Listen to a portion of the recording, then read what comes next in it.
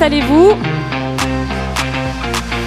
Alors Léa Faucheux, vous êtes membre du collectif Pour un réveil écologique et membre du comité de mission de la Banque Postale. Et Quentin Bordet, vous êtes chef de projet climat et durabilité au Boston Consulting Group, co-initiateur et porte-parole des collectifs, au pluriel bien sûr. Bonjour.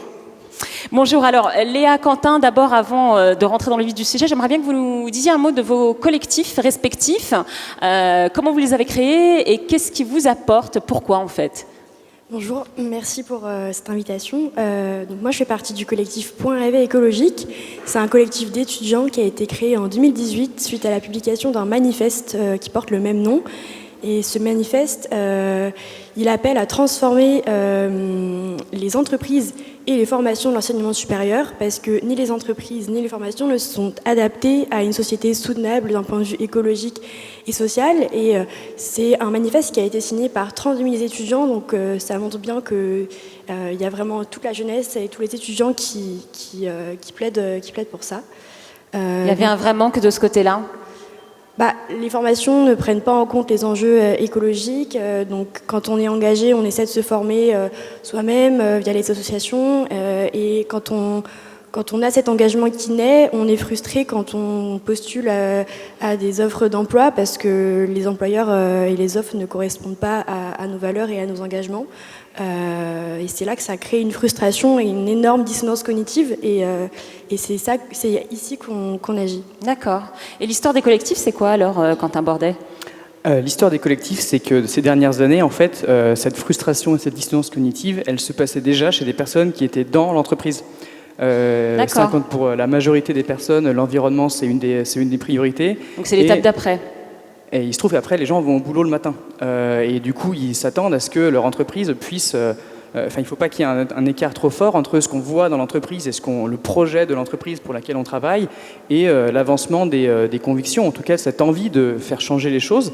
Parce que là, c'était encore dit à la table ronde d'avant, il va falloir tout changer, les manières de produire, de consommer. Non, mettre un grand coup de pied dans la fourmilière. Non, mais changer au moins de modèle, quoi. Et du coup, les collectifs, on a vu que ces dernières années ont émergé une nouvelle forme d'engagement dans les entreprises où des groupes de salariés se sont créés sans qu'on leur demande, en se disant, nous, on veut faire plus, on veut aider notre entreprise, on veut avoir des impacts au travail, avec l'idée que en entreprise, si on s'engage, on peut démultiplier son impact. On peut faire une fresque du climat tout seul, mais on peut aussi l'organiser pour 1000 personnes. On peut réfléchir à la transition du modèle de la Banque Postale. On peut se dire, on va en faire une proposition avec des propositions concrètes pour l'entreprise au nom des salariés, avec un ensemble de convictions assez élevées. Et donc ça s'est passé, ces collectifs ont émergé spontanément. On s'est recensé à une trentaine il y a 1 an et demi. Et on a créé l'association Les Collectifs il y a 1 an, avec un manifeste aussi, pour pouvoir donner à ce mode d'engagement une nouvelle échelle, parce qu'on pense que aujourd'hui, les salariés qui ont des convictions, les managers qui ont des convictions, il y a quand même un truc encore à craquer pour débloquer ce potentiel des personnes qui veulent s'engager en entreprise. Et c'est quoi qu'il faudrait craquer alors? C'est quoi qui manque en fait là aussi? Il manque, on n'a pas toutes les réponses. On n'a pas les réponses en fait de ce qu'on va devoir créer dans les 10 à 15 prochaines années. Et nous, notre théorie du changement, c'est que en mettant ensemble et en créant des connexions entre les personnes qui ont une expertise sur leur métier, mais aussi cette culture de l'impact, cette sensibilité sur les sujets écologiques, en fait, on avancera plus vite. Ouais, c'est avec l'intelligence collective en fait. Intelligence collective et en s'organisant. Et aujourd'hui, il y a des collectifs, nous on en a recensé dans 150 entreprises, tous secteurs, des entreprises variées, et qui mènent des actions de l'influence des politiques et des stratégies d'entreprise à l'exemplarité et l'alignement des pratiques au quotidien. Et là, c'est pas les entreprises qui font partie du collectif, on parle bien des salariés, des collaborateurs. C'est ça, nous on a créé un réseau de collectifs de salariés. C'est pas les entreprises qui participent au réseau, c'est des membres de collectifs de salariés qui veulent échanger des bonnes pratiques. Nous, on favorise un échange de bonnes pratiques. On veut inspirer les personnes à s'engager dans leur entreprise. Et vraiment, ce qu'on cherche en tant que réseau, les collectifs, c'est de créer les conditions d'engagement au sein des entreprises qui peuvent avoir un impact pour faire changer les business models. Et quels sont vos moyens d'action alors ? On inspire les collectifs, donc on fait du partage de bonnes pratiques pour que les collectifs puissent améliorer leur impact. Donc en fait, on a vu que avec 150 collectifs, on a une bonne idée de ce qui peut se faire dans l'entreprise et ça peut donner des idées pour pas C'est un panel représentatif en fait? Non, c'est pas représentatif, c'est plutôt un panel de personnes engagées et volontaires. Et en fait, on peut voir, par exemple, si un collectif décide de faire un manifeste au sein de son entreprise pour agréger et connecter des personnes qui veulent s'engager, on sait que ça marche, on sait pourquoi ça a marché et ça peut être reproduit dans d'autres entreprises. Donc il y a une partie bonne pratique. Et après, il y a une partie porter aussi la voix des salariés engagés et porter ce questionnement en fait, de comment on va trouver les conditions de succès, parce qu'en fait, on n'a pas la réponse aujourd'hui. Nous, on voit que c'est une exploration, que c'est un travail au quotidien, quand on veut s'engager, de pouvoir le mettre, le convertir concrètement tous les jours au boulot en un engagement qui se voit. Et donc elle se met en place petit à petit, cette culture de l'impact dont on parle, Adrienne. Au sein de la Banque Postale, justement, comment est-ce qu'elle se développe, cette culture de l'impact, qu'on pourrait appeler engagement, en fait, tout simplement? Oui, alors déjà, avant de commencer, j'ai pas encore 40 ans et pourtant je suis de loin la plus vieille de cette table ronde. Donc je crois que c'est la première fois que ça m'arrive. Il faut souligner quand même que la Banque Postale, banque jeune, parle aux jeunes, s'adresse aux jeunes et fait parler les jeunes. Et en particulier, on est ravis que Léa nous accompagne dans les travaux exigeants de notre comité de mission. Bon, boutade mise à part, effectivement, à la Banque Postale, on travaille sur l'engagement des collaborateurs, d'abord de manière peut-être un peu formelle, dans la gouvernance, et en particulier en intégrant les objectifs de l'entreprise à mission que nous sommes devenus dans les objectifs managériaux de tous les collaborateurs, donc qui aujourd'hui 40%, ils doivent tous avoir un objectif en lien avec les objectifs de l'entreprise à mission, et de ces objectifs découlent leur rémunération. Individuelle comme collective d'ailleurs. Aujourd'hui, on a 25% de la rémunération collective qui dépend de critères extra-financiers. Donc ça, c'est le cadre global. Bien sûr, le deuxième élément d'engagement qui est très important, et je crois que tous les débats de ce matin ont montré la complexité du sujet et donc la nécessité de former nos salariés, de les faire monter en compétences sur les enjeux de la transition juste. Donc on a déployé un module d'e-learning sur la stratégie d'engagement citoyen qui a déjà été suivi par plus de 10 000 collaborateurs. On a déployé avec notre actionnaire La Poste des fresques du climat. Vous connaissez bien ces outils collaboratifs. Même les députés sont en train d'être formés à la fresque du climat. Donc on en est ravis. Voilà, donc c'est d'abord ces éléments de formation. Et puis, bien sûr, aussi, on leur donne justement les moyens de s'engager par, en particulier, des associations. Alors, on a beaucoup parlé de notre association L'Envol, que tu connais très bien, Aïda. Et effectivement, là, je crois que la beauté de cette association, c'est en particulier que nos collaborateurs peuvent apporter tout ce bagage culturel à ces jeunes. On ne parle pas seulement d'un outil financier, d'apport financier qu'une association pourrait donner, mais bien vraiment ce bagage culturel dont sont dépourvus ces jeunes et que des familles aisées donnent naturellement à leurs jeunes. Et au-delà de l'Envol, on a aussi mis en place une plateforme qu'on appelle Tous Engagés, qui regroupe tous les moyens d'engagement de nos collaborateurs, avec notre filiale Microdon, que vous connaissez bien, parce que c'est celle qui fait l'arrondi en caisse. Et on permet à nos collaborateurs, en particulier, du coup, de faire de l'arrondi sur salaire. Donc cette fois, vous baissez un petit peu de quelques centimes ou de quelques euros votre salaire. Voilà, donc tous ces moyens, effectivement, d'engagement auprès d'associations, comme auprès, dernier élément, de l'implication que les salariés peuvent avoir vraiment dans notre trajectoire de décarbonation au quotidien, puisque dans nos objectifs de décarbonation, on a aussi un objectif sur directement nos immeubles, voilà, et donc tous les éco-gestes que nos salariés peuvent mettre en place. Alors, vous parliez de formation tout à l'heure avec de l'e-learning. C'est des formations qui sont volontaires ou pas? Comment ils accueillent ces formations, vos collaborateurs? Est-ce que vous les sentez réceptifs? Oui, alors je crois qu'il y a déjà, vraiment, quand on est collaborateur à la Banque Postale, il y a vraiment cette fibre citoyenne. Je pense qu'on n'est pas là par hasard. Et cet ADN qu'on a depuis la création de la Banque Postale, on le ressent vraiment très très fortement auprès de tous nos collaborateurs. Et en particulier, on l'a vu quand on est devenu entreprise à mission. Donc on a 2 collaborateurs qui sont membres de notre comité de mission. C'est un de plus que ce que la loi exige. Et donc on a fait un appel à candidature. On a reçu extrêmement beaucoup de candidatures et des candidatures très touchantes d'ailleurs qui montrent beaucoup vraiment la motivation de nos collaborateurs. Et cet enjeu formation, je crois qu'il est en particulier demandé par tous nos collaborateurs qui sont face aux clients et ce rôle très difficile de conseiller bancaire que Philippe évoquait en introduction. Il faut maîtriser des enjeux fiscaux, des outils, évidemment les produits qu'on fonctionne, mais aussi une dimension humaine. Donc ils ont besoin d'être armés sur ces enjeux de la transition juste pour être plus à l'aise vis-à-vis du conseiller et aussi vraiment permettre la fierté que ce rôle exige. Finalement, quand vous accompagnez le client sur un projet de rénovation énergétique, voilà, vous rentrez un petit peu plus aussi dans le détail, vous personnalisez l'accompagnement, ce que le rôle de conseiller bancaire avec la standardisation des produits financiers, avec aussi un peu la digitalisation, avait perdu. Donc on retrouve cette âme avec les enjeux de la transition juste. Alors là, c'est un engagement que vous vivez, vous, de l'intérieur, Adrienne, mais j'aimerais bien justement que Léa, elle nous donne son point de vue un petit peu externe, puisque vous faites partie du comité de mission aussi de la Banque Postale. Est-ce que cet engagement-là, justement en venant d'un autre, en étant externe, est-ce que vous l'avez senti, vous aussi, cet engagement des collaborateurs de la Banque Postale à travers votre mission ? Alors à part les membres du comité de mission, je n'ai pas rencontré personnellement d'autres collaborateurs de la banque.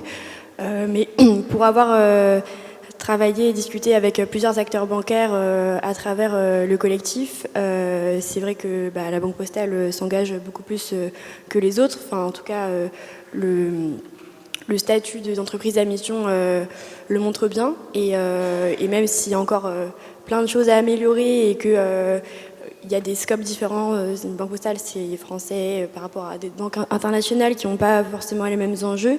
On sent une vraie volonté de changement, de faire venir des experts, de former les collaborateurs. Moi, il y a un truc qui me plaît beaucoup, c'est le réseau des ambassadeurs, parce que je suis convaincue que c'est en développant le dialogue, sur plusieurs strates, en fait, pas uniquement au comité de mission, pas que tout en bas, mais en faisant des échanges du haut vers du bas et du bas vers le haut, pardon, qu'on favorise ça. Et la formation, c'est essentiel, pouvoir s'engager en tant que collaborateur via des associations, etc., puis dans son métier au quotidien, c'est vraiment essentiel. Donc cet engagement, je le ressens et j'espère que ça va s'accélérer et qu'il y aura une transformation encore plus profonde. Et d'après vous, Léa, est-ce que le fait justement de développer cette culture de l'impact, est-ce que, notamment via vos échanges avec les étudiants de votre collectif, est-ce que ça la rend plus attractive aux yeux de futurs recrues, par exemple ? Alors, de manière générale, une entreprise qui s'engage et une entreprise qui intrinsèquement est compatible avec une société soutenable, c'est évidemment plus attractif pour les jeunes.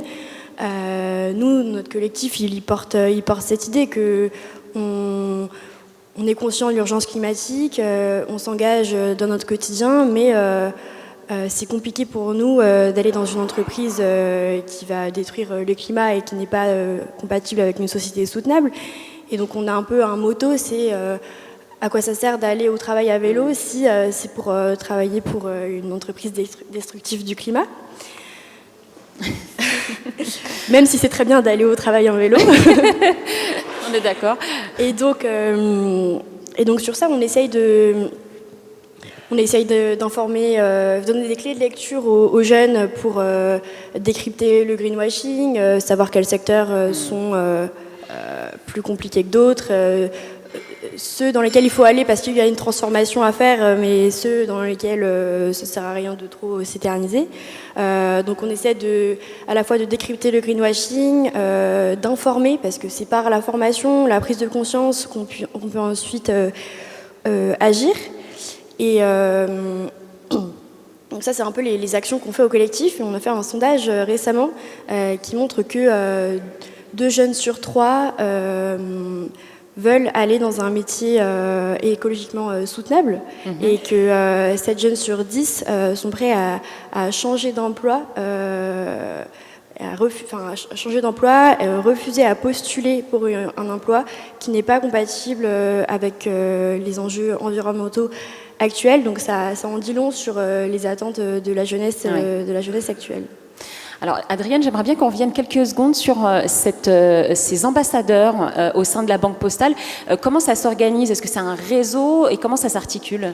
Alors effectivement, c'est un réseau qu'on va structurer vraiment à partir de septembre, dans lequel il y aura 3 niveaux globalement d'implication.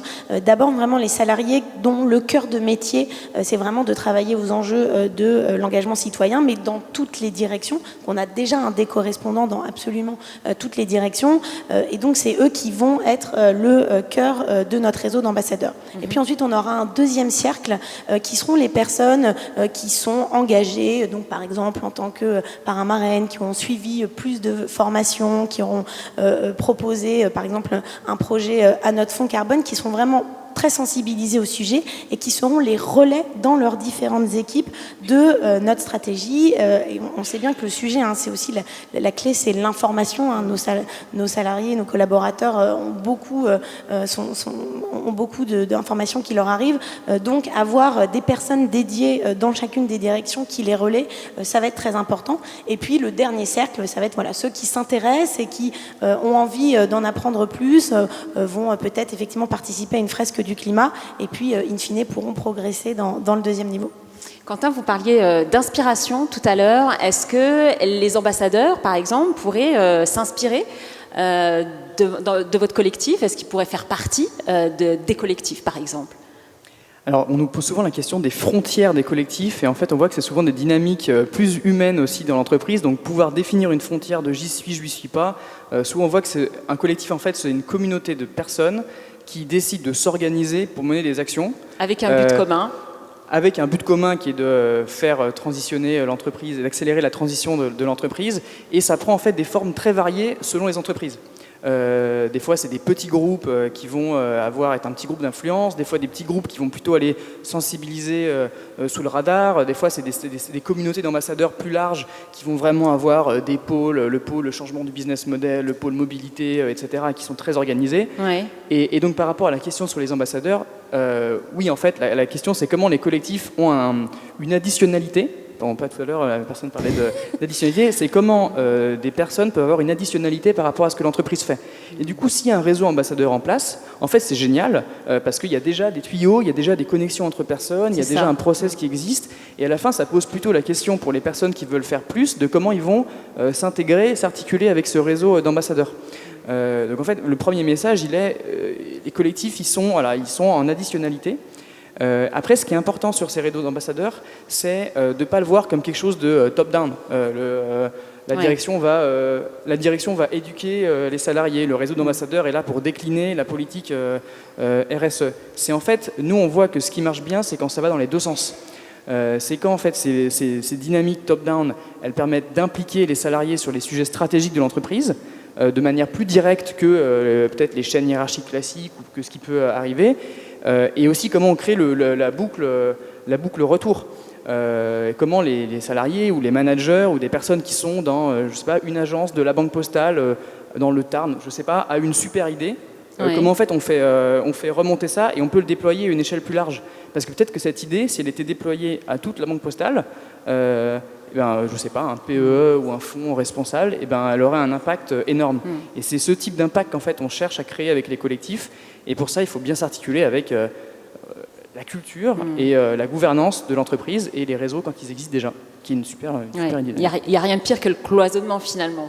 Si chacun est dans son coin et qu'on ne fait pas tous ensemble, ça ne sert pas à grand-chose.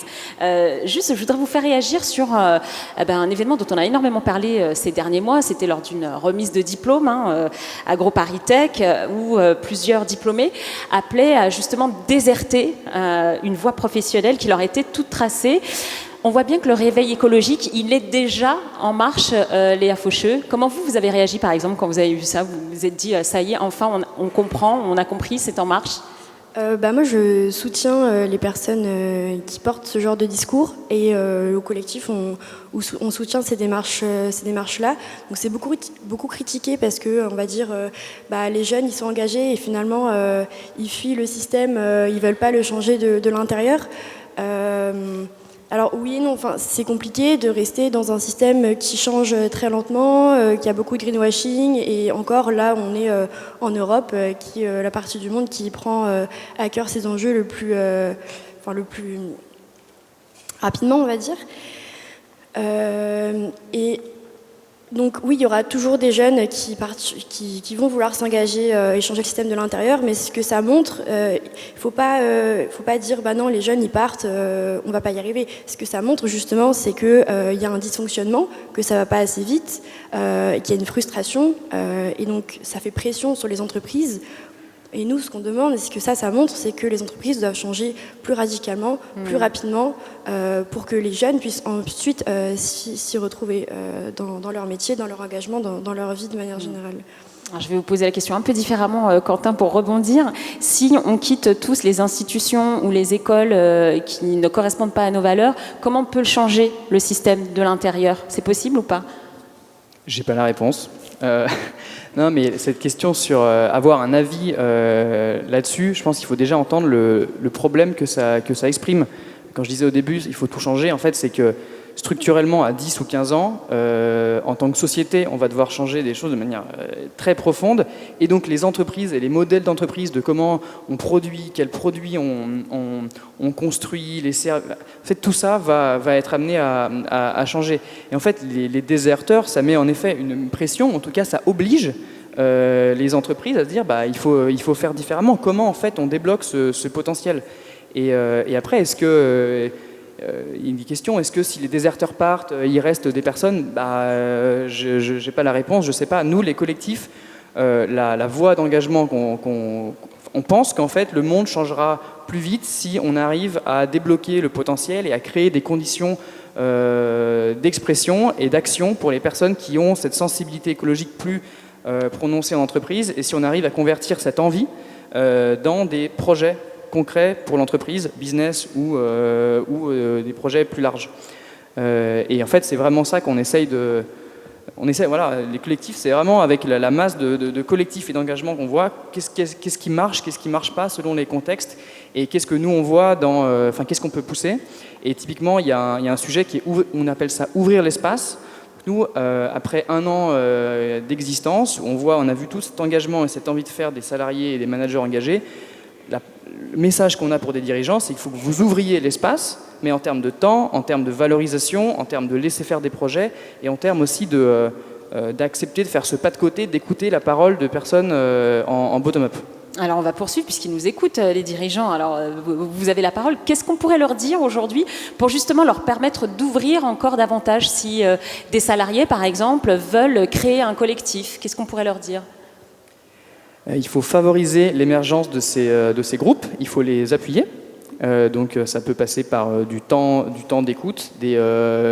Quand il y a une idée qui émerge dans un collectif, par exemple une idée concrète qui arrive d'un salarié du métier dans une entreprise qui fait de l'eau, et ben, se dire ah ça c'est une innovation, donc en fait on peut le passer à l'échelle plus vite. Donc voilà, soutenir ces démarches et avec des ressources, valoriser l'engagement de ses collaborateurs, parce que nous on pense que ce sont des nouveaux héros ou des nouveaux talents, enfin on les appelle comme on veut, j'adore l'idée des nouveaux héros, de l'entreprise. C'est beaucoup plus compliqué à expliquer dans le monde de l'entreprise que dans de l'associatif, parce que les entreprises aujourd'hui sont encore vues comme des machines froides, on est très associé au logo de ces entreprises.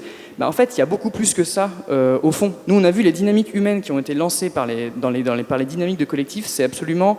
Enfin, ça réhumanise l'entreprise, et ça, c'est des citations de dirigeants qui nous l'ont dit. D'accord. Donc soutenir ces collectifs et accepter en tant que dirigeant le fait le but c'est pas forcément d'avoir toutes les solutions et de les transmettre aux équipes, c'est aussi un projet commun d'entreprise, et on pense qu'on peut accélérer la transition des entreprises si on adopte cette éthique de l'engagement, et c'est ça aussi la culture de l'impact. Qu'est-ce que ça vous inspire, ces collectifs, Adrienne? Est-ce que vous avez ce genre de collectif à la Banque Postale? Alors d'abord, oui, c'est extrêmement motivant de voir cette jeune génération mettre clairement les entreprises face à leurs responsabilités. Et je crois que c'est aussi le message qu'on voulait passer, en particulier vis-à-vis de nos clients entreprises qui nous écoutent et qui réfléchissent aussi aux moyens d'engager leurs collaborateurs. Je pense que ce qui est important aussi de souligner, justement, c'est la complémentarité des approches. Donc aujourd'hui, on n'a pas de collectif au sens de ce que Quentin a évoqué, mais on a quand même plusieurs initiatives très fortes au sein de la Banque Postale qui qui nous permettent d'écouter en particulier les salariés et de leur donner l'action.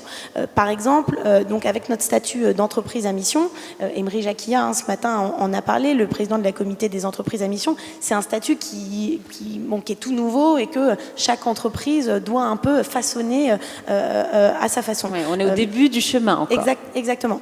Et donc nous, on a choisi en particulier pour intégrer nos élus dans la réflexion sur l'entreprise à mission. Donc les collaborateurs qui sont membres du comité de mission ne sont pas forcément des élus.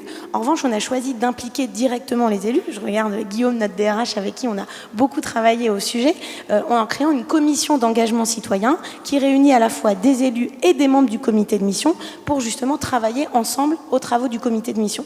Ça, c'est aussi un moyen d'écouter les collaborateurs. Et puis un autre moyen qui est très important pour nous et qui est lié à tout l'enjeu de décarbonation. Laurent Babiquian du CDB parlait en particulier de la nécessité d'avoir un prix du carbone. Nous, on a fixé à la Banque Postale un prix du carbone ambitieux, aujourd'hui qui est à 60 € la tonne, et qui nous permet de dégager un budget d'à peu près 2 millions d'euros pour financer nos projets de décarbonation. Et une partie de ces projets sont proposés par les collaborateurs eux-mêmes qui font remonter leurs idées, et il y a ensuite un jury de notre fonds carbone qui sélectionne les meilleurs projets. Donc c'est aussi une façon très concrète d'engager les collaborateurs et de les mettre eux aussi face à leurs responsabilités et en action. Là, on est en plein dans l'illustration de comment infuser dans l'entreprise. On est loin du top-down, là, pour le coup. Léa, Quentin. Sur cette... peut-être une réaction sur justement ces initiatives mises en place par la Poste. Est-ce que ça vous paraît relever justement de ce que vous faites, vous, avec les collectifs ? Ça relève complètement de trouver des nouvelles manières de faire l'entreprise et de faire de l'engagement et en même temps d'accélérer des projets de manière concrète. On a parlé de formation. Ce qui est important, enfin, ce qu'on croit les collectifs, c'est que c'est l'action aussi. La formation, ça reste l'étape 1. Des fois, quand on sait, on ne fait pas. Le rapport Midos, c'est 1972. Donc c'est une brique fondamentale. Mais après, même quand on sait, après la fresque, nous, il y a des personnes qui viennent nous voir et qui nous disent « Mais du coup, maintenant que j'ai fait la fresque, qu'est-ce que je fais ?» Qu'est-ce qui se passe, quoi ? Et en fait, là où l'entreprise, c'est quand même des systèmes. Et chaque entreprise a sa culture et ses structures, son histoire et sa mission. Et du coup, nous, on croit dans le potentiel des personnes qui sont dans les entreprises de comprendre et de pouvoir aller activer, de faire des actions concrètes. Mais vraiment, donc ça, ce sont des actions concrètes. Je trouve ça génial. Il y en a qui marcheront, il y en a qui ne marcheront pas. L'idée, c'est comment pouvoir faire un retour et toujours apprendre. Ouais. Mais aujourd'hui... à la fois, ça va être une longue bataille. On a dit quoi, 10 ans. Enfin, j'aime pas trop ces chiffres, mais en gros, il y a un horizon de temps qui est très court, mais lent aussi. Et il faut agir tous les jours et puis se challenger aussi. Chaque petit pas compte. Adrienne, en conclusion, c'est vrai que là, pour le coup, cette culture de l'impact dont on parle, avec ces dialogues de l'économie citoyenne, est-ce que ça peut contribuer aussi à la culture de l'impact au sein de l'entreprise ? On sait que c'est un rendez-vous auquel vous tenez beaucoup d'année en année. Oui, alors absolument. Je crois que aujourd'hui, on a déjà tous beaucoup appris. Franchement, ces sujets, on les a vus, sont très complexes. On a parlé plan de transition, on a parlé décarbonation, on a parlé inégalité sociale. Et donc, voilà, ça participe clairement avec cette culture de l'impact de former l'ensemble de nos collaborateurs à ce sujet. Je pense que la deuxième dimension qui est importante dans ces dialogues, c'est justement cette dimension collective et de montrer que dans ces dialogues, en fait, pour arriver à faire face aux défis qui sont devant nous, il faut tous qu'on travaille de manière collective au sein de notre industrie, donc au sein de l'industrie bancaire, avec les entreprises, avec les ONG, avec les collectifs, avec nos collaborateurs. Voilà, c'est vraiment cette dimension d'écosystème et de fédérer un écosystème qui nous tient beaucoup à cœur à la Banque Postale, qu'on a depuis, par exemple, avec notre club de l'initiative, qui est un regroupement d'associations qui nous aident dans la conception de nos offres. Et c'est vraiment ça qu'on souhaite mettre en évidence dans les dialogues. Et puis je crois que le dernier élément qui était vraiment très important pour nous ce matin, c'est d'être dans le concret. Et c'est vraiment ce que les jeunes nous demandent. Absolument. Voilà, on a pas de greenwashing. On a beaucoup conceptualisé la finance, on a parlé de beaucoup de concepts. Ce matin, je crois qu'on a vraiment répondu avec des actions concrètes d'entreprises qui sont engagées dans la décarbonation et avec aussi les exemples, nous, de nos produits qui répondent aux enjeux de nos clients. Un grand merci à tous les trois. Vous restez avec moi parce que j'aimerais bien vous parler d'un appel à projet, en fait, parce qu'on parlait de diffuser cette culture de l'impact. En interne, évidemment, c'est crucial, mais en externe aussi, ça compte, c'est crucial pour les organisations. Et cet appel à projet, eh bien, ça s'appelle Demain et citoyen. C'est lancé par la Banque Postale pour la 3e année consécutive. Le thème, évidemment, c'est l'impact, justement. Alors l'idée, c'est de faire émerger les initiatives qui contribuent à la réalisation d'au moins un des 17 objectifs de développement durable fixés par l'ONU. Et pour toucher le plus grand nombre, eh bien, la Banque Postale mise sur plusieurs partenaires en intégrant KissKissBankBank, la plateforme de financement participatif du groupe, mais aussi Open CNP, le fonds d'investissement de CNP Assurance, et l'ADI, super association qui aide les jeunes entrepreneurs à se lancer, ainsi que l'Agence française de développement. Alors, comment ça marche? Regardez en image et on revient juste après. Demain et citoyen est un appel à projet qui soutient les initiatives à impact positif, plus respectueuses de la planète, qui favorisent le vivre ensemble, l'inclusion et la solidarité. Ils mettent en lumière des porteurs venus de tous les horizons à une échelle locale, en France comme à l'international.